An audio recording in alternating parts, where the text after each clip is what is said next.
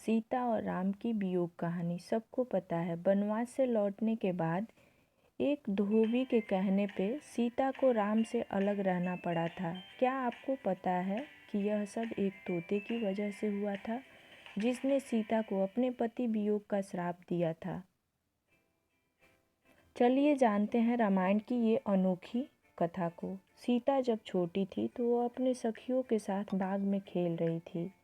तभी उनकी नज़र तोते के एक जोड़ी पे पड़ी। तभी आपस में दोनों तोते कुछ बात कर रहे थे। सीता छुपकर उनकी बातें सुन रही थी। तोता कह रहा था, भविष्य में राम नाम का एक प्रतापी राजा होगा, जिसका विवाह सीता से होगा। जब सीता ने पूछा, ये सब आपको कैसे पता? तब तोता ने बोला, उन्होंने महर्षि वाल्मीकि के मुख से ये बातें सुनी। वे अपने आश्रम में अपने शिष्यों को ये बातें बता रहे थे। तब सीता ने कहा, जिस राजकुमारी की बात कर रहे हो वो मैं ही हूँ। ये सुनकर तोता घबरा गए। उन्होंने कहा, हम उड़कर कहीं दूर जा रहे हैं और हम फिर दोबारा यहाँ नहीं आएंगे। तभी सीता ने कहा, उन्हें कहीं जाने की ज़रूरत नहीं है, वो उन तोतों को अपने पास रखेंगी। इतना सुनते तोते ने कहा, वो आज़ाद पंछी हैं, किसी पिंजरे में नहीं रह पाएंगे।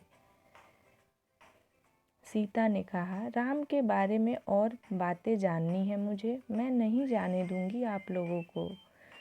तोते की जोड़ी ने बहुत विनती की, जाने दो, परंतु सीता टस से मस नहीं हुई। बाद में सीता ने नर तोते से कहा, ठीक है, वह उसे छोड़ रही हैं, मगर मादा तोते को वह अपने पास ही रखेंगी।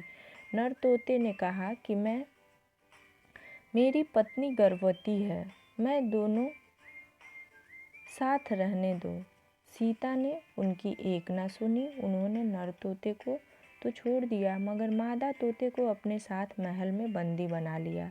नर तोता अपने साथी का वियोग सह नहीं सका और उसने सीता को श्राप दिया। आज जैसे मैं अपने साथी के वियोग सहन नहीं कर पा रहा हूँ, वैसे ही सीता भी अपने पति का वियोग सहेंगी। कुछ समय बाद तोते ने अपना प्राण त्याग दिया। सीता को जब इस बात का पता चला तो वो बहुत दुखी हुई, मगर अब बहुत देर हो चुकी थी। कहते हैं इसी श्राप के कारण सीता को अपने पति से दूर जाकर महर्षि वाल्मीकि के आश्रम में रहना पड़ा था। उस समय सीता भी गर्भवती थी। उन्होंने वाल्मीकि के आश्रम में लव कुश को जन्म दिया था। कहते हैं जिस धोबी के कहने पे राम सीता को वन भेजा था, पिछले